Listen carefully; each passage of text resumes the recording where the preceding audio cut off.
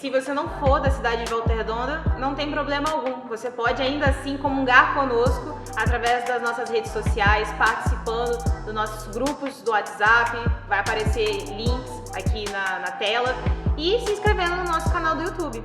Bem, bom culto, espero que a palavra seja frutífera para você e para o seu espírito.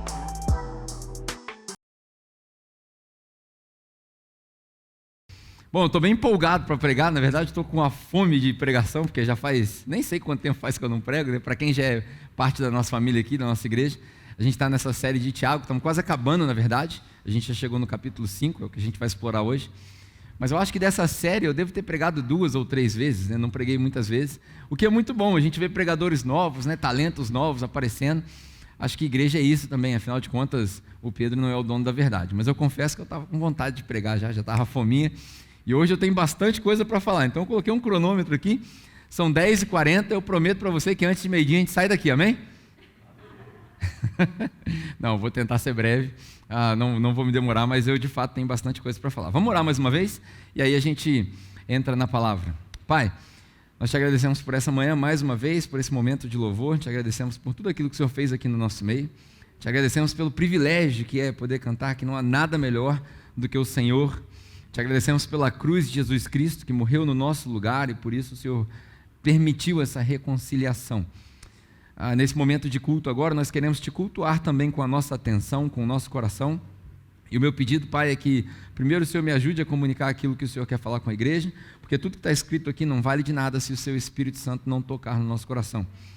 E em segundo lugar, que o Senhor abra todos os nossos corações, tanto os daqueles que ouvem quanto o meu que prego, para que nós possamos colocar essa palavra em prática, para que seja viva de fato para nós e para que ela possa nos transformar à semelhança de Jesus. Use esse momento também como louvor para o seu nome. Essa é a nossa oração em nome de Jesus. E quem concorda diz? Amém. Bom, Tiago, capítulo 5, é onde nós estamos hoje. Nós vamos ler 6 versículos, você pode deixar aberto aí, do versículo 1 até o versículo 6.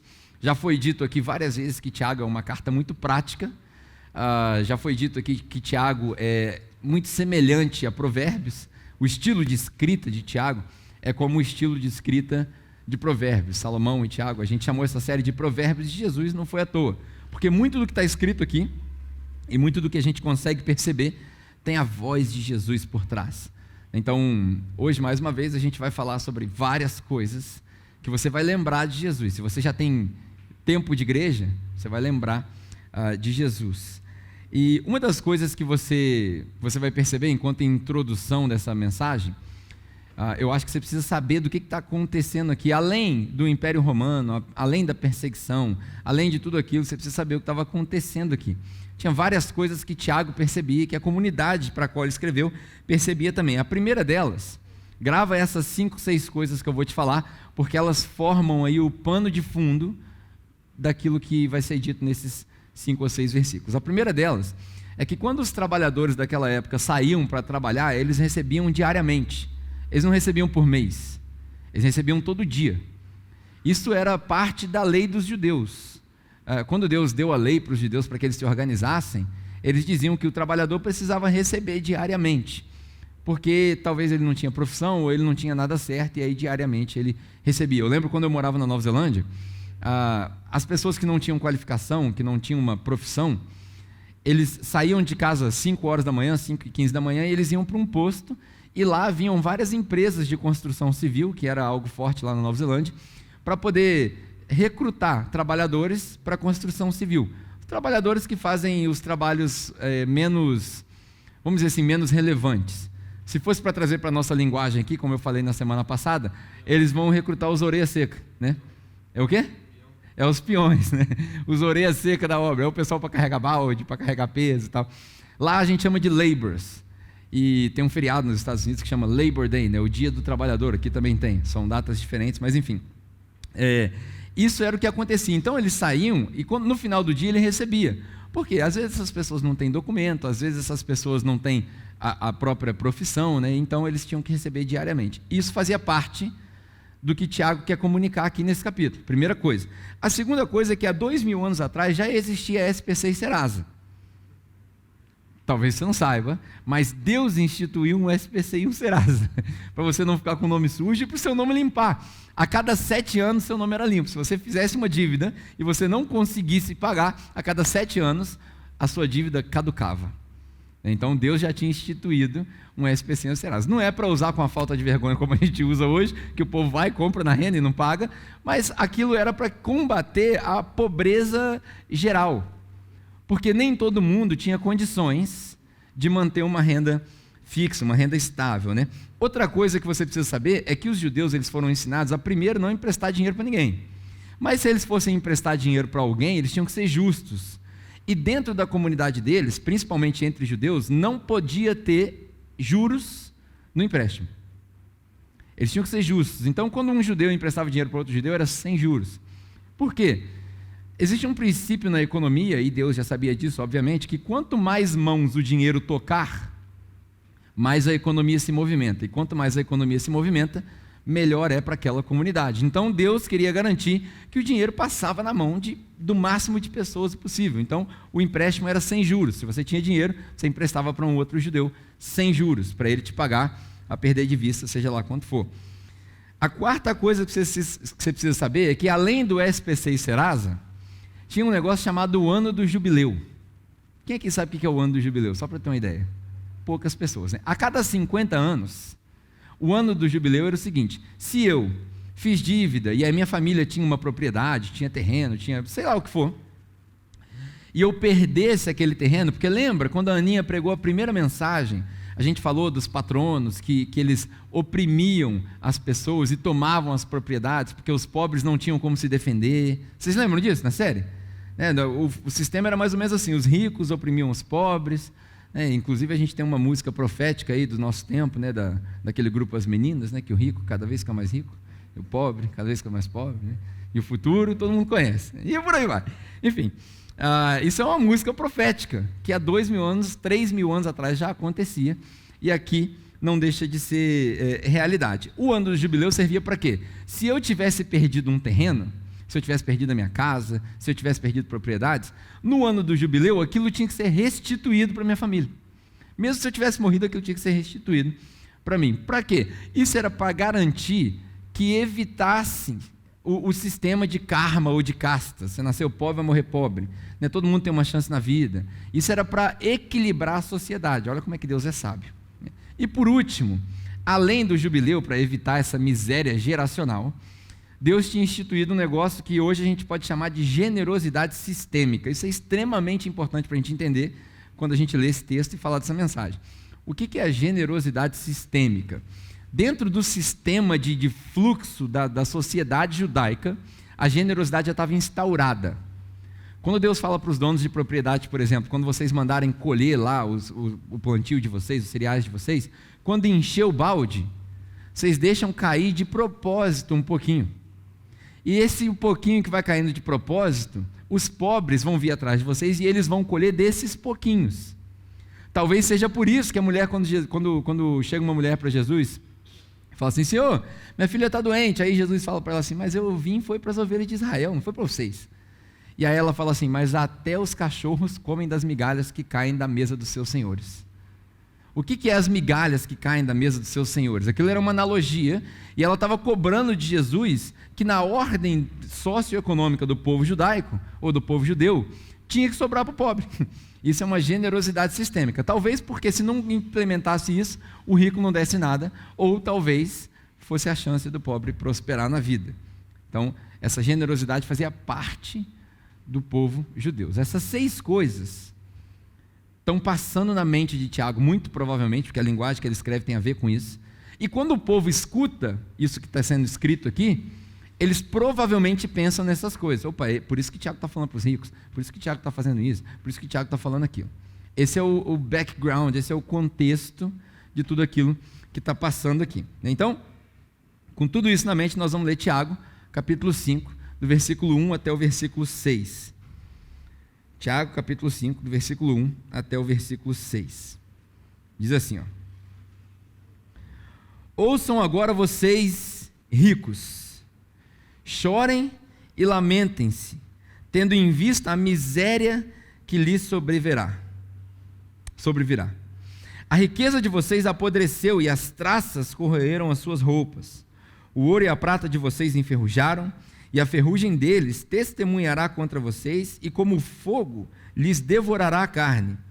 Vocês acumularam bens nestes últimos dias. Vai prestando atenção no que o texto fala e do que você lembra. Vejam o salário dos trabalhadores que ceifaram os seus campos, e que por vocês foi retido como fraude. Esse salário está clamando contra vocês. O lamento dos ceifeiros chegou aos ouvidos do Senhor dos Exércitos, que era um termo muito comum para os judeus. Vocês viveram luxuosamente na terra, desfrutando prazeres e fartaram-se de comida em dia de abate. Vocês têm condenado e matado o justo sem que ele ofereça resistência. Esses são os versículos que a gente vai trabalhar hoje, né? Eu acho engraçado que a gente está acostumado a ler Bíblia, e sempre que na Bíblia tem alguns personagens, a gente se coloca no lugar do herói. Na história de Davi e Golias, por exemplo, nós somos sempre o Davi, e nós vamos derrotar o Golias. Já parou para perceber isso? A gente nunca para pensar que a gente pode ser o Golias, que a gente pode ser o Nabucodonosor, que a gente pode não ser o herói, que a gente pode ser o vilão. Na verdade, na vasta maioria das vezes, quando você lê a Bíblia, e quando você pede que o Espírito Santo te ilumine, você vai perceber que você é o vilão. É essa música aí. Era eu. Eu era o condenado.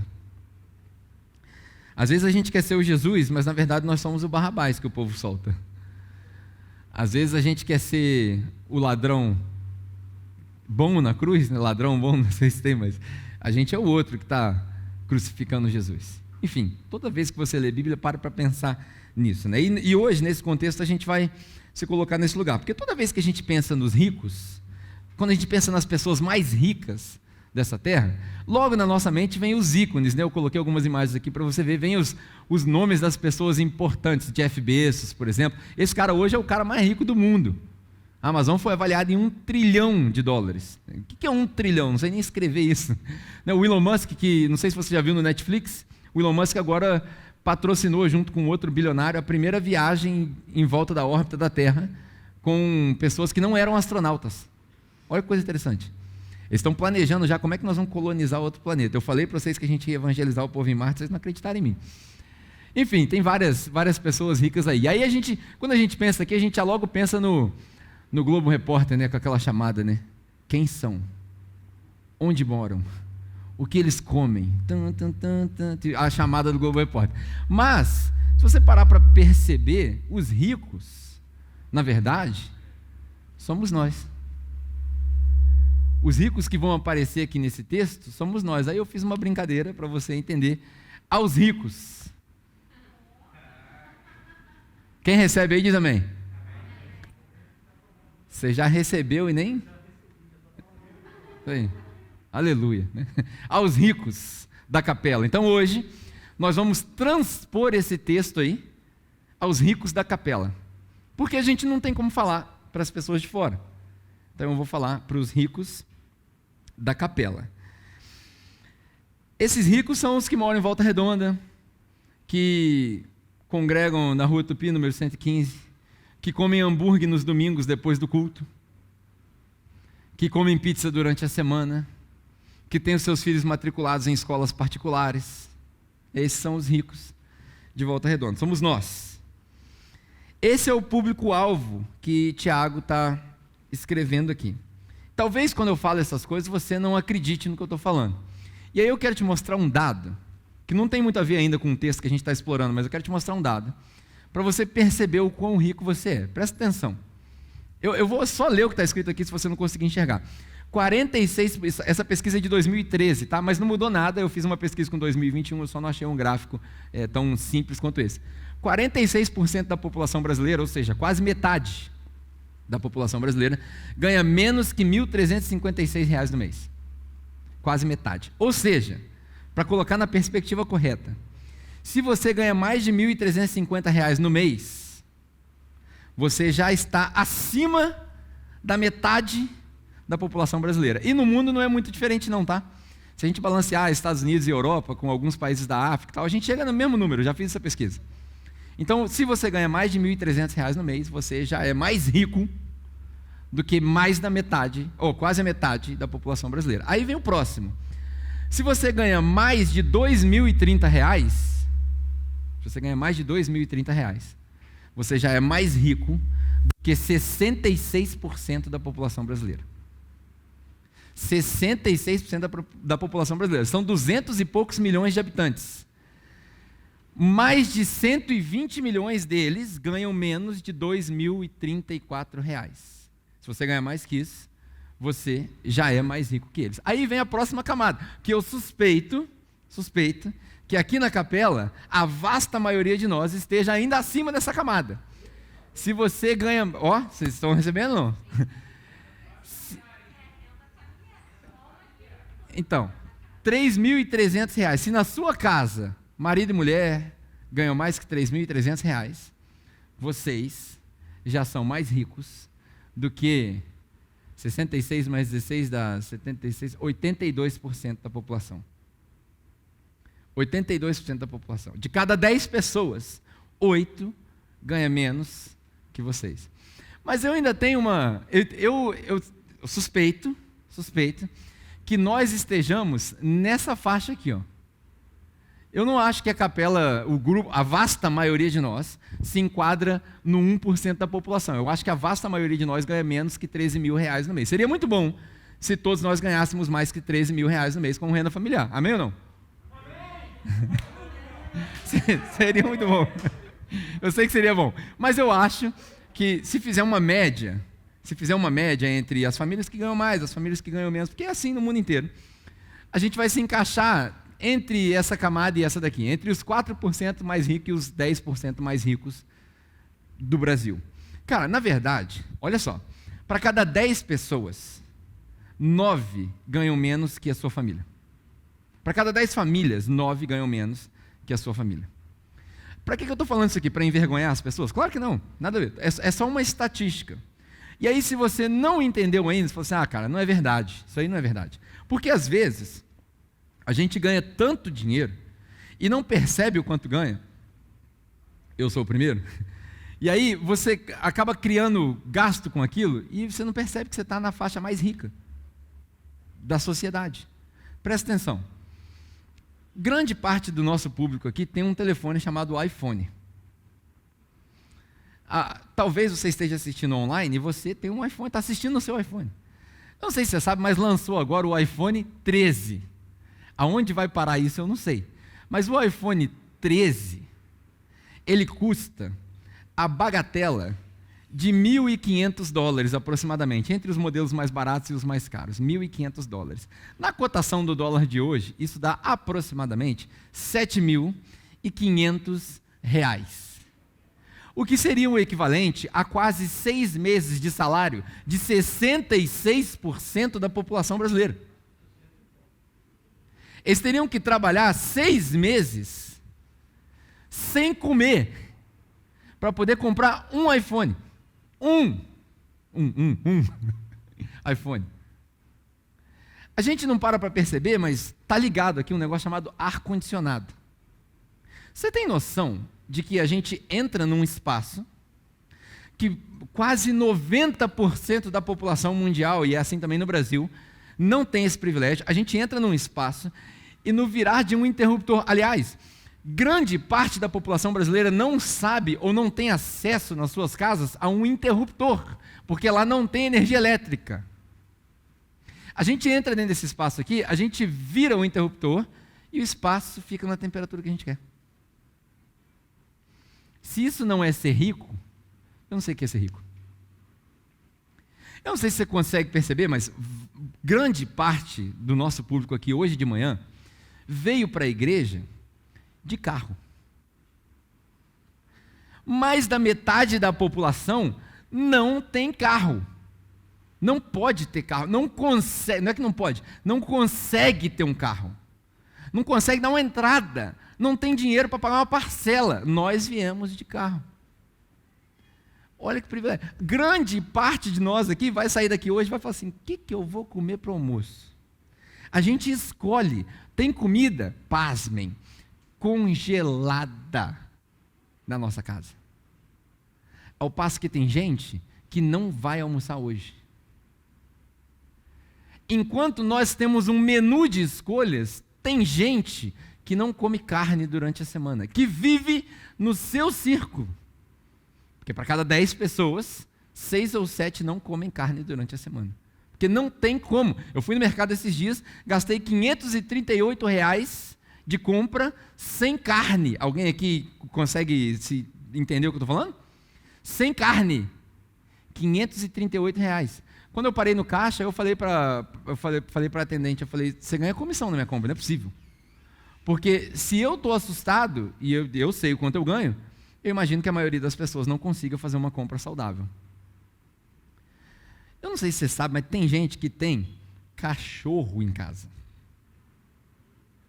Nada contra os cachorros, mas muitos desses cachorros, a vacina do cachorro é mais cara do que o salário da maioria das famílias no Brasil.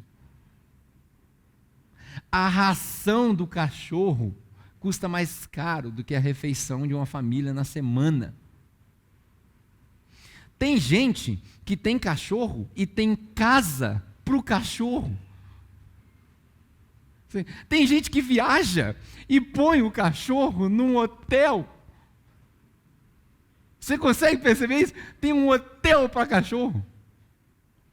Tem gente que tem carro em casa e tem uma casa para o carro, que é para o carro não pegar chuva. Chama garagem. Enquanto tem gente dormindo na chuva.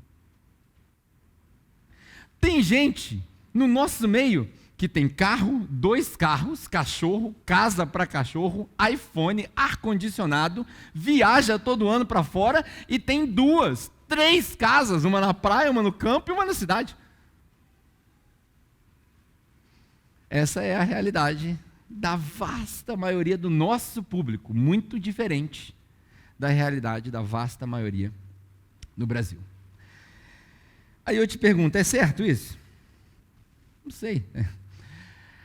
A gente acha que é pobre quando a gente olha para a nossa realidade sem comparar com os outros. Né? A gente olha e fala assim, não, cara, não estou podendo gastar dinheiro esse mês.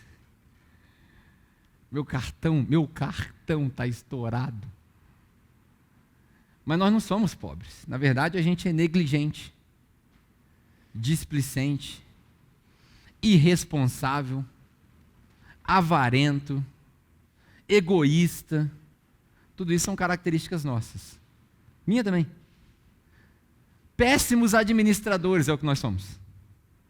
Porque todo mês entra uma determinada quantia na sua conta e a gente gasta ela toda. Às vezes gasta mais. Essa é a nossa realidade.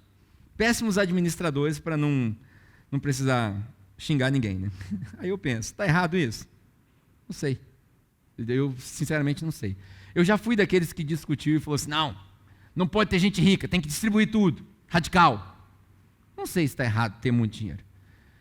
Está certo? Também não sei. Se é certo essa quantidade de dinheiro exacerbada, concentrada para uma família só. O que me faz pensar na segunda pergunta, né? A primeira pergunta minha é quem são os ricos? Somos nós, dessa passagem. A segunda pergunta é qual o problema da riqueza? Para a gente sair pensando aqui, qual que é o problema da riqueza? Porque a riqueza é igual arma. Eu vou falar um negócio aqui que pode ser prejudicial para a minha própria imagem.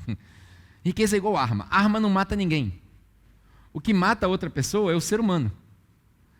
A arma facilita, eu sei, porque se fosse para matar na mão ia ser mais difícil. Ela facilita. Mas a culpa não é da arma, nem do armamento. A culpa é do ser humano, que é mau. O dinheiro é neutro igual arma. O dinheiro não é bom e nem ruim. O dinheiro é neutro. Agora, o que a gente faz com o dinheiro é outra história. Porque muita gente confunde riqueza com retidão. Já viu? A gente joga tudo na mesma caixa. Todo rico é corrupto e todo pobre é reto.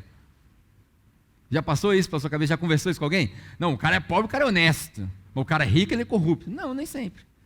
Tem gente que é rica e tem um bom coração, é generoso, é justo. E tem gente que é pobre que é corrupta. Não dá para separar os dois dessa maneira. Não dá para ser categórico. Né? Aí, eu gosto de pensar o seguinte. O problema não é o excesso ou a falta de dinheiro, e nem o que a falta ou o excesso de dinheiro causa ou deixa de causar. Esse não é o problema. O problema é o que o dinheiro revela.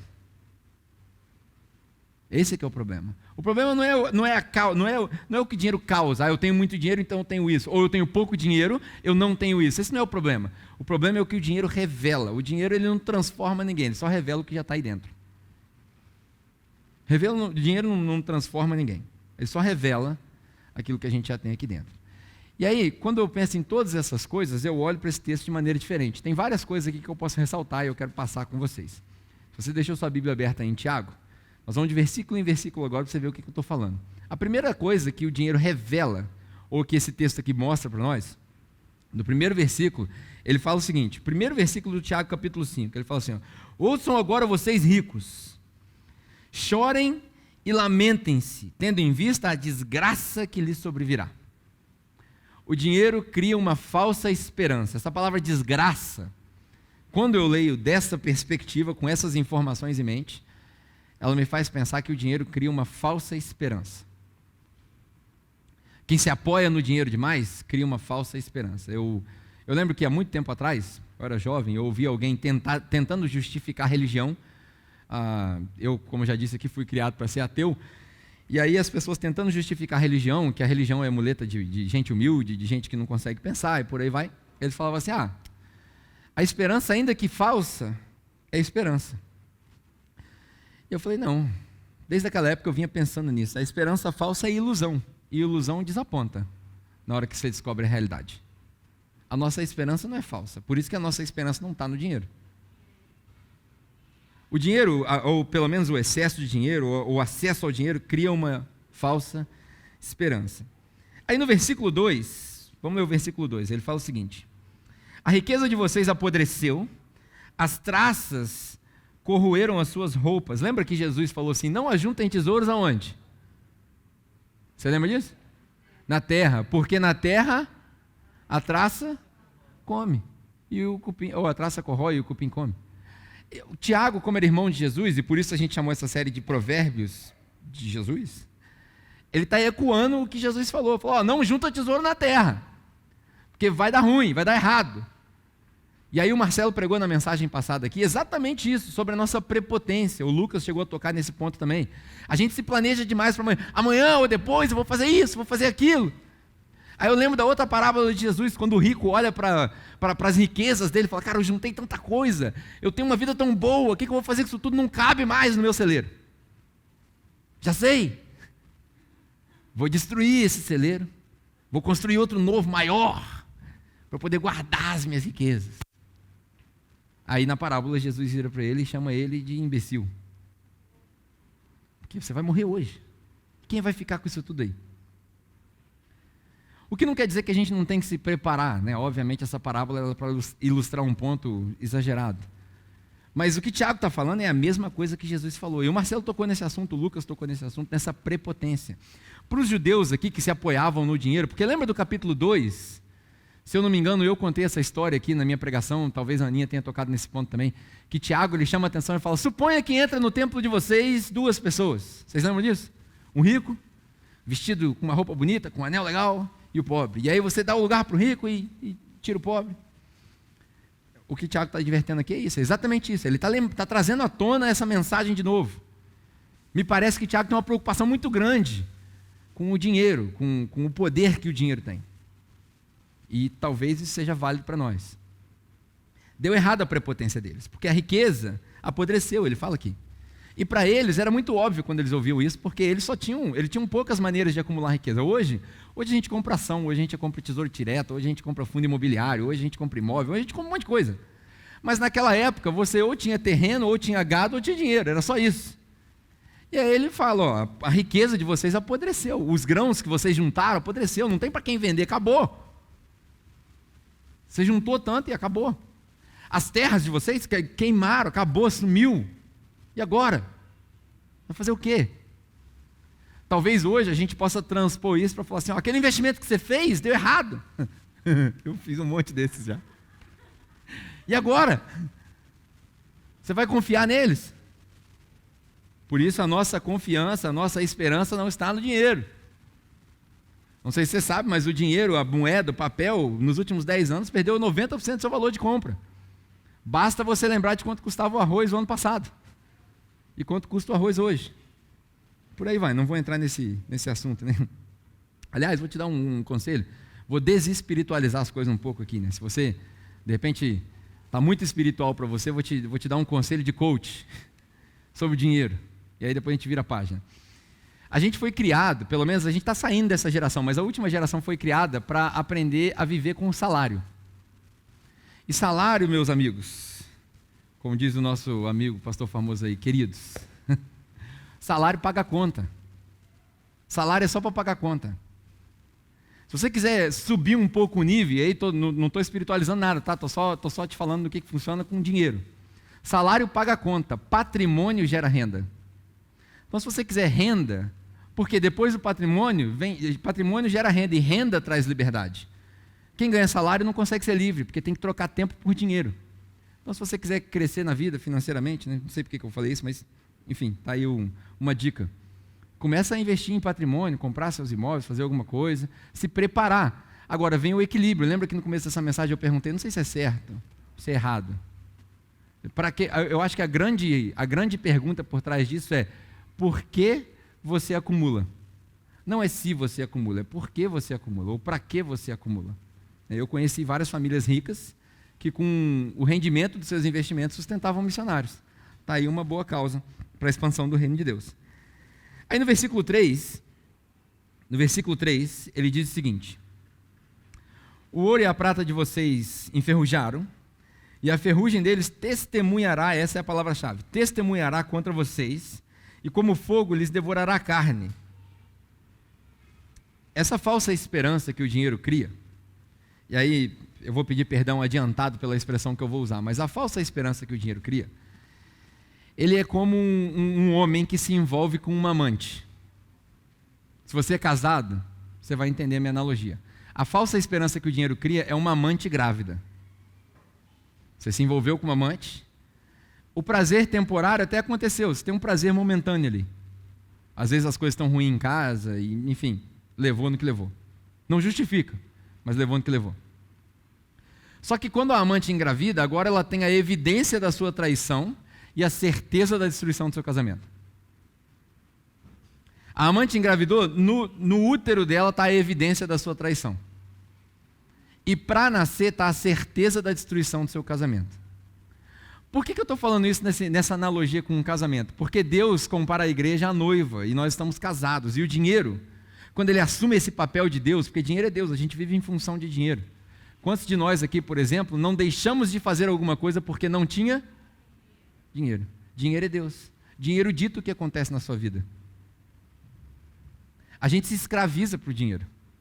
É por isso que Jesus fala que não tem como servir Deus e dinheiro. Ou você serve um ou você serve o outro. A gente precisa escolher quem nós vamos servir. Está aí a evidência e a certeza da destruição do seu casamento. Porque quando a gente se devota ao dinheiro dessa maneira, como a gente se dedica ao dinheiro dessa maneira, a gente assume o papel do idólatra. Em algumas mensagens atrás, agora já não me lembro qual, a gente foi citado aqui na pregação que isso é um adultério.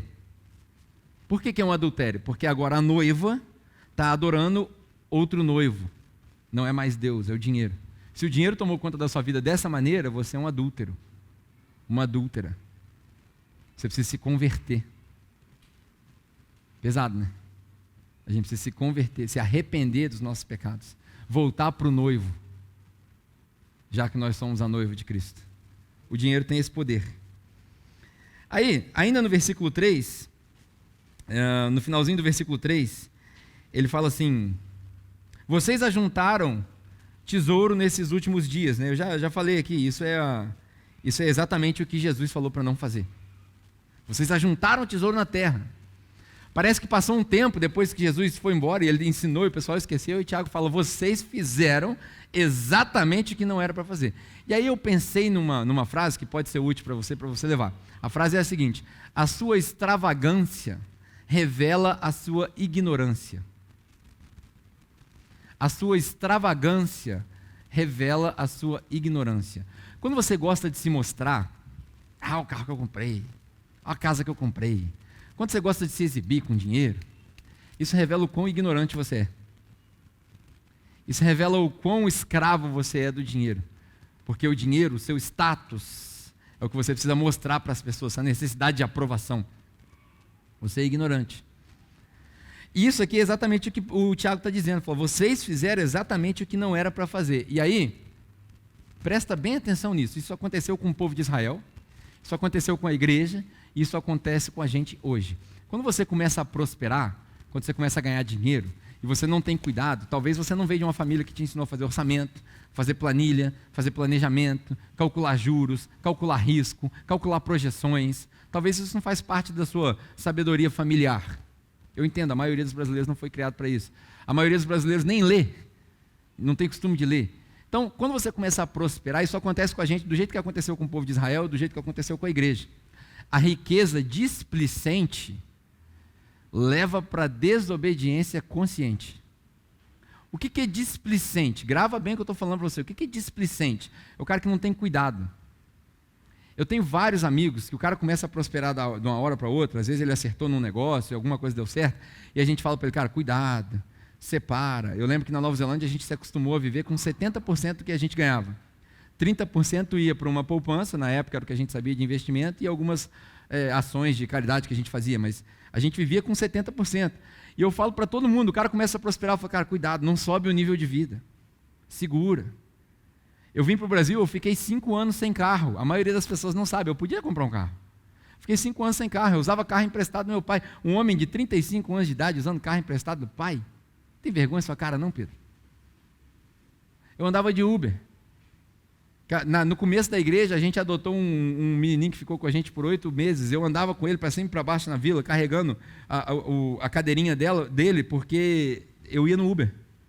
Eu podia comprar um carro. Segura, não sobe o nível de vida assim. Tenha paciência. Por quê? Quando a gente é displicente, sem cuidado com as coisas, sem responsabilidade, a gente entra num padrão, num nível de desobediência consciente. Porque aí deu sábado, vamos comer pizza, você não pode comer pizza. Mas a gente vai assim mesmo. Passa no cartão, mês que vem a gente vê. Estou precisando de... É engraçado, eu vejo as pessoas falando assim, eu estou precisando comprar roupa nova. Cheio de roupa no guarda-roupa. Estou precisando comprar roupa nova. Não, você não está precisando, você está querendo comprar roupa nova. Isso é displicência. Ó, eu não estou falando isso para servir de exemplo para vocês, eu não sou exemplo para ninguém, exemplo é Jesus. Mas essa calça minha aqui, ela veio da Austrália, tem 7 anos comigo. Tá batidinha. Tem isso também, porque roupa preta a gente não lava, né? Tá aqui, ó. Essa camisa aqui, ela também veio da Austrália. Esse tênis aqui também veio da Austrália. Hoje de manhã eu reparei um negócio, é uma vergonha isso, mas olha só. Olha aqui. Tá soltando. Aí eu preciso comprar um tênis novo. Mentira, tem vários pares de tênis no meu guarda-roupa.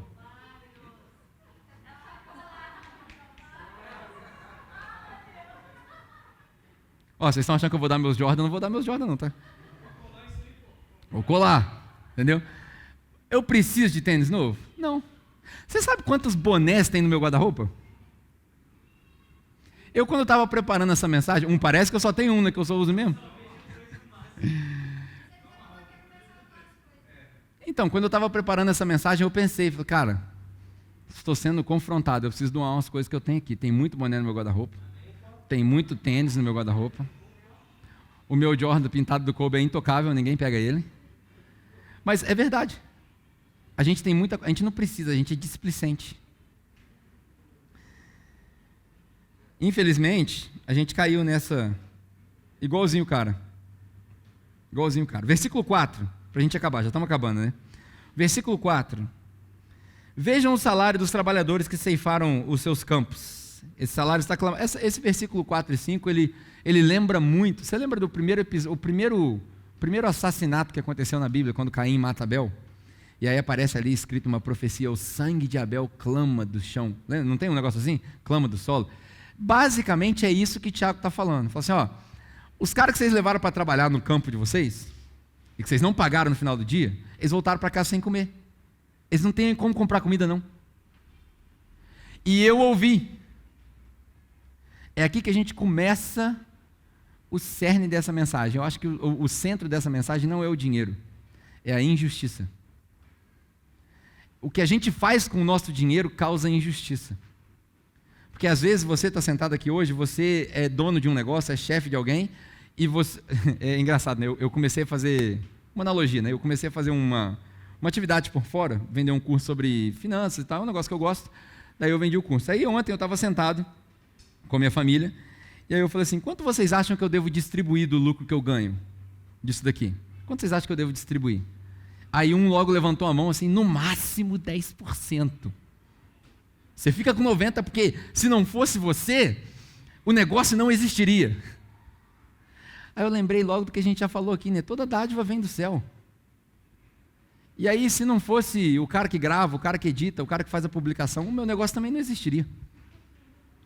E aí eu pensei, não, vou doar mais. Eu vou compartilhar mais. Na verdade, o ideal é que eu fique com a menor porcentagem e distribua, porque quanto melhor eu pagar as pessoas que trabalham comigo, aí pega bem essa ideia. Eu não estou falando de pessoas que trabalham para mim, eu estou falando de pessoas que trabalham comigo. Quem trabalha para você é seu escravo, quem trabalha com você é seu sócio. Pegou ou não? Rapaz, eu podia desmancar o Thiago Brunet agora na palestra de coach. Quem trabalha para você é seu empregado, seu escravo. E você, cristão, não foi chamado para escravizar ninguém, porque foi para a liberdade que Cristo te libertou. Então você não foi chamado para escravizar ninguém. Você foi chamado para ter sócios, parceiros. Então pensa na generosidade, pensa no distribuir. Quanto mais você distribuir, isso é uma promessa. Você sabia que isso é uma promessa? 2 Coríntios capítulo 9. Cada um dê de acordo com o que está definido no seu coração, a gente fala sobre doação, mas lá na frente ele fala assim, aquele que dá semente porque semeia, vai cobrir todas as suas necessidades. E aquele que distribuiu com generosidade, sobrou para ele. Então, se você vai montar um negócio, se você vai começar um empreendimento, já pensa logo nas pessoas que vão trabalhar com você. Eu repugno qualquer pessoa, pelo menos na capela, que tenha escravos e empregados. Aqui ninguém trabalha para ninguém, a gente trabalha com alguém. Amém? Os empresários não gostaram da ideia não, mas beleza. No versículo 4, versículo 4 e 5, quando ele fala desses salários, ele literalmente traz à tona o ditado do morre pela boca. Já ouviu esse ditado? Fulano de tal morreu pela boca. Morreu pela boca. Por quê? Olha o que ele fala. Vocês se engordaram no dia do abate. O que é essa expressão? Na verdade, a expressão aqui é no dia de festa. Para o judeu, no dia da festa, no sacrifício que o sacerdote oferece, a gente tinha que trazer o melhor novilho, a melhor ovelha, a ovelha gorda, né? Só que você precisa lembrar que ovelha gorda é presa fácil para o lobo. Pegou a ideia, não? Ovelha gorda é presa fácil para o lobo. E o lobo, o diabo, tem uma armadilha muito eficiente para pegar a ovelha gorda. Chama dinheiro. Ele vai dando dinheiro, vai dando oportunidade, você vai crescendo, crescendo, crescendo. Quando você vê, você caiu no pecado, você caiu na tentação, porque o dinheiro abriu a porta para aquilo que você repugnava. E aí as coisas vão se tornando normais. É normal gastar R$400 no almoço. É normal viajar e gastar R$8.000. É normal viajar para o exterior 2 vezes por ano. É normal uma família com 4 pessoas, 4 iPhone 12. Normal. Normal. Não é normal. Não é normal. Não é normal ter 2 carros. Além de você poluir o planeta e estragar a criação de Deus, você ostenta um negócio que não precisa, não é normal. Lógico que talvez a situação de alguém, uma raridade, seja que um vai para o lado, outro vai para o outro, e eles chegaram à conclusão de que precisa de 2 carros. Mas, no geral, não é normal. Não é normal ter 2 casas. Não precisa de 2 casas. Compra a sua casa para sua família, quando você for viajar, você aluga de alguém. Aluga o hotel. Mas eu vou dar dinheiro para você. É miserável agora também? Não pode dar dinheiro para o cara que tem a propriedade lá na praia? Para quê? O cara lá na praia tem os negócios dele, a visão dele, a cosmovisão dele. A sua cosmovisão é Cristo, é cruz, é céu. Até quando nós vamos ficar juntando tesouro na terra e ouvir, deu errado? Até quando? Até quando nós vamos comprar coisa mais cara e jogar fora o que está funcionando? É exatamente isso aqui, morreu pela boca. O problema não é possuir dinheiro. O problema é o dinheiro te possuir. Esse que é o problema. Possuir ou ser possuído? Eis a questão. É bom ter dinheiro para você poder ajudar as pessoas. Você não pode deixar o dinheiro te possuir. Ele fala aqui também que vocês se deleitaram nos seus prazeres. No versículo 5, final do versículo 5, é isso? Deixa eu ver. Vocês desfrutaram, vocês viveram luxuosamente na terra, voluptuosamente, essa é a palavra. Vocês ostentaram demais, Tiago falando. E aí vocês se deleitaram nos seus prazeres e se fartaram no dia do abate, é o que engordou, né? Tem uma mensagem que em breve eu vou pregar, é um spoiler, eu peguei essa mensagem quando o Lucas estava preparando a mensagem dele, eu vou pregar essa mensagem um dia. Quem se perde no propósito, se enrola nos prazeres. Pega essa. Quem se perde nos propósitos, se enrola nos prazeres. É o que acontece com a gente. E aí no versículo 6, para a gente terminar, ele fala assim: vocês condenam e matam o justo, sem que ele ofereça resistência. Isso daqui é uma analogia a Jesus. Jesus foi a ovelha mansa que morreu sem reclamar. Ele já descrevia isso enquanto vivo aqui na terra. E aí Tiago fala: cada vez que vocês cometem uma injustiça dessa, não pagam em dia, emprestam com juros altos, extorquem as pessoas, são maus. Isso me lembra muito o texto de Mateus 25. Quando os caras chegam na frente de Jesus e falam: vocês, nem conheço, apartai-vos de mim. Mas como assim, Jesus? No seu nome nós fizemos isso, isso e aquilo. E aí Jesus fala: toda vez que eu tive fome, vocês não me deram de comer, eu tive sede, não me deram de beber, tive frio, ninguém me deu roupa, eu fui preso, ninguém foi me visitar, fiquei doente, ninguém veio falar comigo. Foi dessa vez. Aí os caras falam: mas quando? Quando que aconteceu isso? A gente fez culto, a gente deu dízimo, a gente participou da igreja, a gente foi no grupo de... a gente fez tudo. Quando foi, Jesus? Aí Jesus fala: quando vocês deixaram de fazer para um desses meus pequeninos. A impressão que eu tenho, né, quando o Tiago fala isso, é que ele está falando: toda vez que você vê uma injustiça, né, ou melhor, toda injustiça, ela aponta para um espelho. Pega essa que essa vai doer. Toda injustiça no mundo aponta para um espelho. Nós somos o espelho. A cidade é suja porque você e eu somos porcos. Não é porque a prefeitura não limpa, porque se todo mundo parar de jogar lixo no chão, vai ficar limpo. Eu vi um filme recentemente, e aí os caras picharam a fachada do prédio, aí o Denzel Washington vem, ensinando uma lição para o cara, e ele começa a pintar. Aí o jovem passa e fala assim: por que você não chama o pessoal da empresa do condomínio para pintar? Aí ele fala: porque a gente chama um, chama outro, demora e tal, eu posso fazer, eu vou fazer. Mas você paga o condomínio. Eu sei, mas eu também moro aqui. A gente paga o imposto, mas a gente também mora em Volta Redonda. A cidade é suja porque você e eu somos porcos. As pessoas são pobres porque eu e você somos egoístas. Cara, para pensar, Volta Redonda tem 200 e poucos mil habitantes, talvez, não sei quantos. Quantos moradores de rua tem em Volta Redonda? Você acha que tem 50 mil? Você acha que 25% da população mora na rua? Você acha que tem 2 mil moradores de rua em Volta Redonda? Não tem.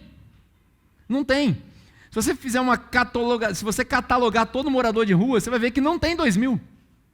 Resolver o problema do morador de rua é fácil. Fácil. É só pegar 0,5% da renda de cada morador de Volta Redonda e resolve o problema. A gente constrói um prédio, o prédio mais alto de Volta Redonda, um hotel de 5 estrelas, para todos eles dormirem. No saguão do hotel a gente dá um curso profissionalizante, a gente põe os caras na CSN, a gente proporciona comida, alimentação, saúde, tudo ali. É fácil. Por que não acontece? Porque eu e você não tiramos esse 0,5% da nossa renda. A gente prefere comprar iPhone, parcelar no cartão. Se eu falar para você assim: irmão, vamos fazer o seguinte, ao invés de comprar o iPhone, me ajuda aqui com 5 mil reais que nós vamos levantar um prédio aqui desse lado aqui, ó, para a gente acolher os moradores de rua. Ah, mas eu não tenho 5 mil reais. Passa no cartão, 12 vezes. Você vai passar? Não. Porque para nós é mais importante um iPhone novo no bolso do que a comida no prato do mendigo.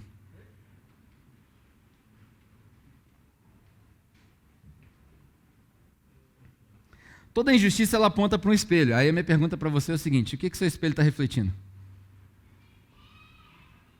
Me parece que o espelho está refletindo esse egoísmo. O espelho está refletindo esse egocentrismo nosso. A gente só olha para o nosso umbigo. Parece que o universo gira em torno de nós. A verdade é que se eu não mudar, nada muda. Se eu não mudo, nada muda. Começa comigo. Ah, mas o fulano de tal não fez, o ciclano não fez. Começa com você. Se você não mudar, toda vez que você passar e ver uma injustiça, o que você está fazendo? Toda injustiça aponta para um espelho. Toda injustiça é uma oportunidade da gente praticar a justiça. Toda vez que alguém está com fome, é uma oportunidade de se alimentar Jesus. É assim que a gente aponta para Jesus. A gente não aponta para Jesus cantando música aqui não, gente.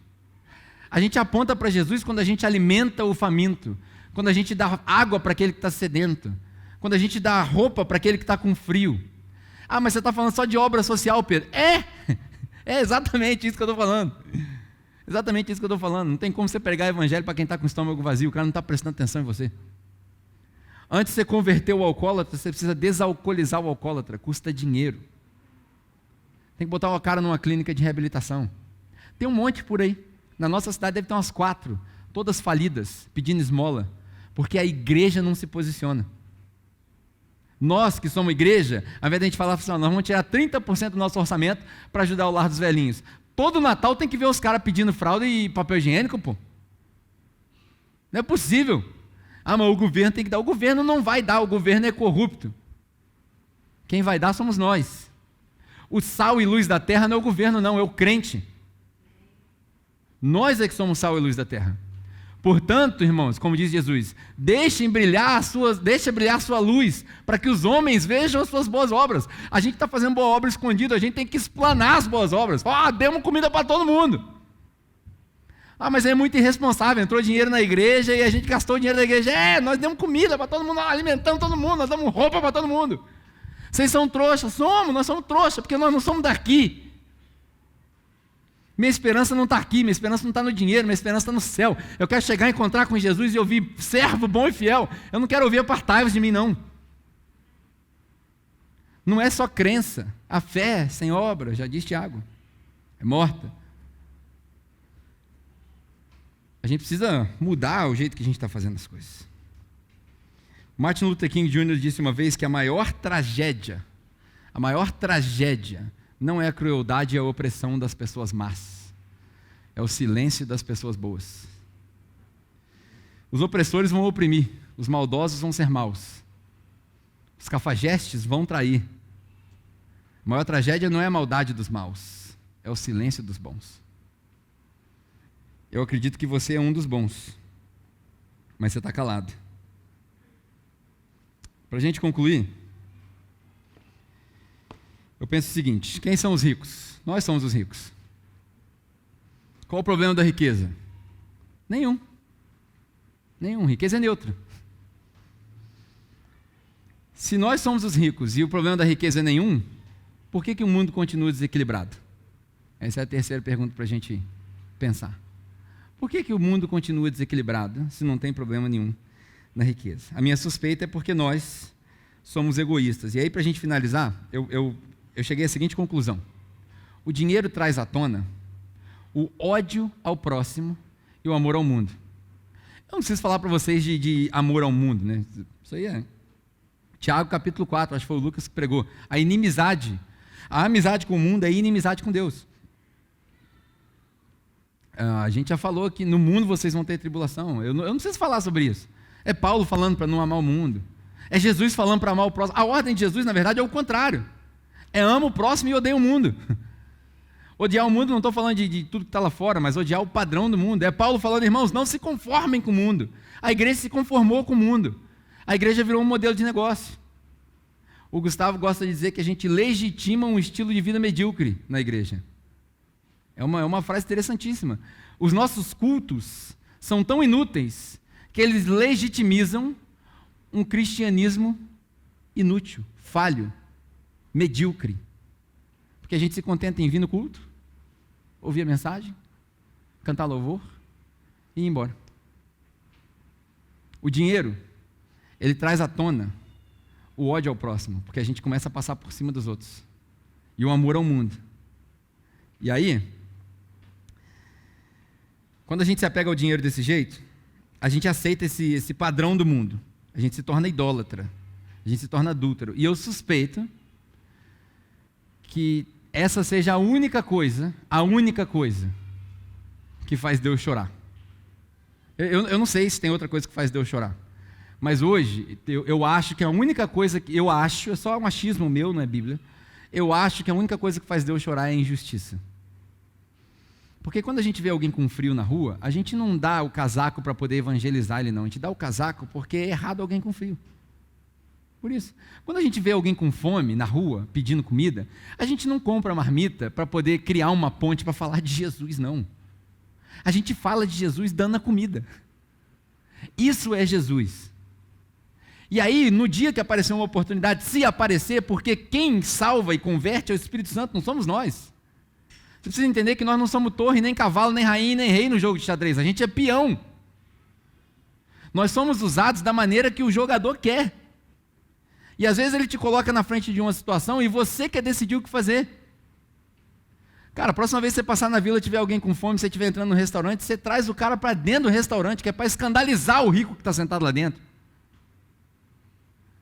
E se o cara não quiser entrar, você vai lá dentro do Matos, lá dentro do Rubinho, pega uma marmita para ele e uma para você e come na rua com ele. Não leva a comida e dá para ele e volta para dentro do restaurante não, porque aí você não fez nada de diferente. Eu quero ver você pegar a marmita e sentar no meio-fio e comer com ele. Aí sim nós estamos mostrando Jesus para as pessoas.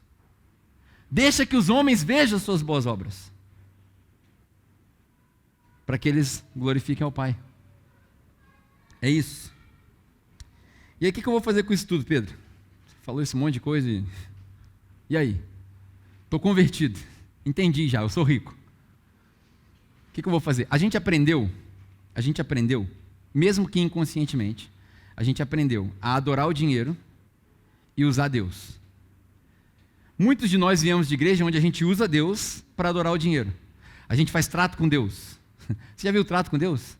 A gente leva uma determinada oferta, sei lá o que é, como é que eles chamam, oferta, primícia, dízimo, seja lá o que for, está tudo errado, tudo errado.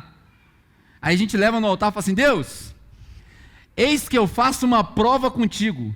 Cara, eu acho que se essas pessoas soubessem com quem eles estavam falando, eles nunca iam falar isso. E se Deus não tivesse misericórdia, porque Deus é muito misericordioso, porque se Deus estivesse num dia mau, Deus não tem dia mau, tá? Estou exagerando aqui, mas se Deus estivesse num dia mau, ele ia olhar para essa pessoa, eis que faço uma prova contigo, bum, trovão, morreu. Quem é você, rapaz, para você fazer prova comigo? Você está maluco, rapaz? Onde você estava quando eu criei o universo, as estrelas, o sol, o céu? Onde você estava quando eu formei seu corpo no útero da sua mãe? Onde você estava quando seu pulmão enche de ar? E aí você, quem é você, rapaz? Fazer prova comigo? Você é doido? Se Deus tivesse um dia mau, ele faria isso. Então, a gente aprendeu assim. A gente aprendeu a usar Deus para adorar o dinheiro. Na capela nós vamos fazer diferente. Na capela nós vamos usar o dinheiro para adorar a Deus. Meu convite para você é esse. Nós vamos usar o dinheiro até o talo para adorar a Deus.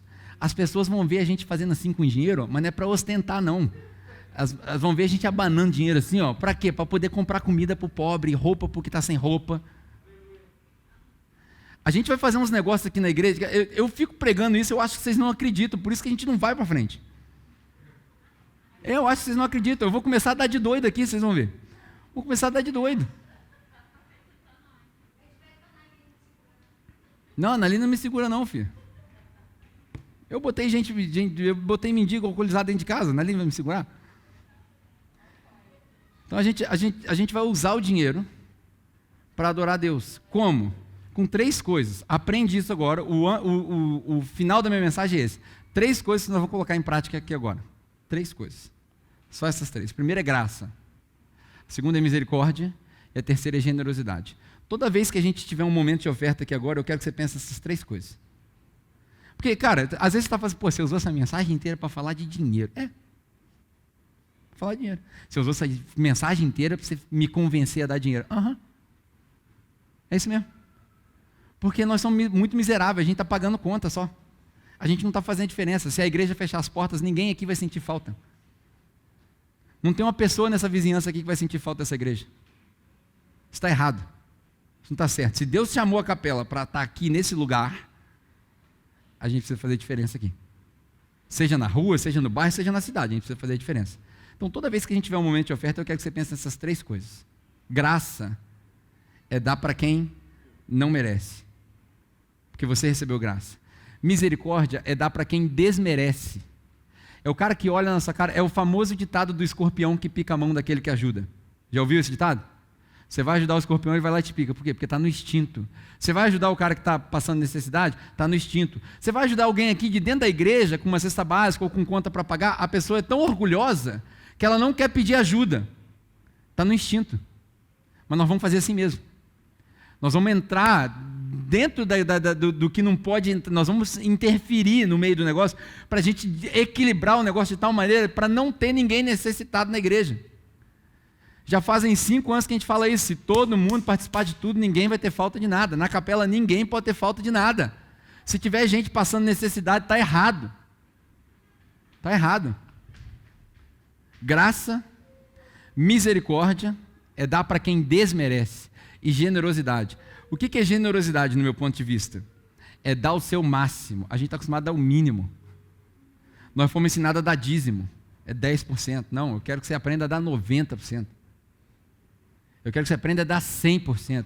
Eu quero que você passe por uma experiência de num mês você pegar seu salário todo e falar assim, Deus me iluminou esse mês e eu vou dar tudo. E aí você vem dar tudo sem fazer prova com Deus, porque Deus já preparou aquilo tudo e está sobrando. Daí você ganhou 8 mil reais, você chega e fala assim, esse mês eu vou doar 8 mil reais sem prestar atenção no que entrou no caixa da igreja, ou no que o fulano de tal entrou, ou no que fulano de tal doou, porque a gente já sabe o que está fazendo a diferença. Você vem e fala assim, Deus, está aqui a minha oferta de todo o coração. É isso. Se não for assim, não precisa nem ser. Se não for assim, a gente vai ser mais uma igreja na cidade. Eu não quero ser mais uma igreja na cidade. Se for para isso, a gente fecha as portas. Se for para isso, a gente volta para casa. Nós vamos usar o dinheiro para adorar a Deus com graça, misericórdia e generosidade. Amém? Espero que você tenha aprendido sobre dinheiro. Eu espero que você tenha aprendido a gravidade e a importância do dinheiro na vida do cristão. Ele não é Deus. Nós servimos a Deus com o dinheiro. Vamos orar?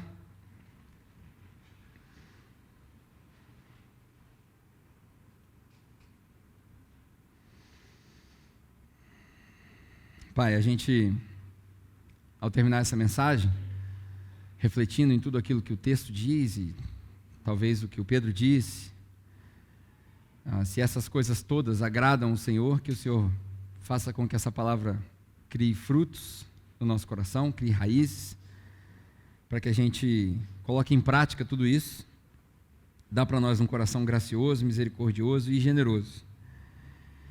Vira a chave do nosso povo, do nosso entendimento, para que a gente possa começar a fazer a diferença onde nós estamos.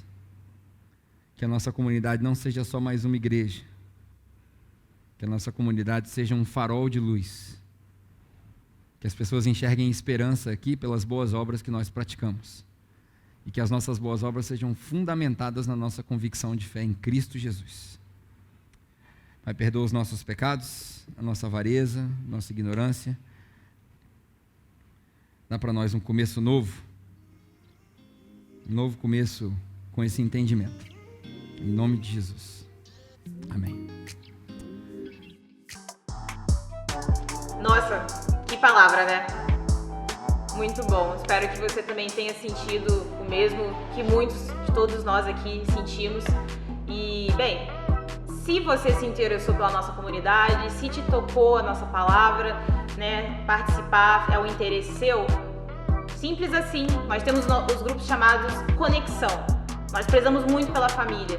E se você quiser participar da nossa família, acesse o código que vai aparecer aqui na tela e você terá acesso a vários grupos de conexão, onde você pode, né, aprimorar, aumentar o seu conhecimento bíblico, debate teológico e mesmo encontrar amparo espiritual e amparo das necessidades que nós temos enquanto seres humanos na vida em geral. Bem, além disso, se você gostou da nossa causa, se você quer contribuir e a sua generosidade ela sentiu necessidade, fica à vontade. Temos os códigos aqui das nossas contas, temos o Pix e, bem, espero te ver mais uma vez aqui e quem sabe que você nos visite. Até mais! Bom culto! Espero que você seja edificado com essa palavra.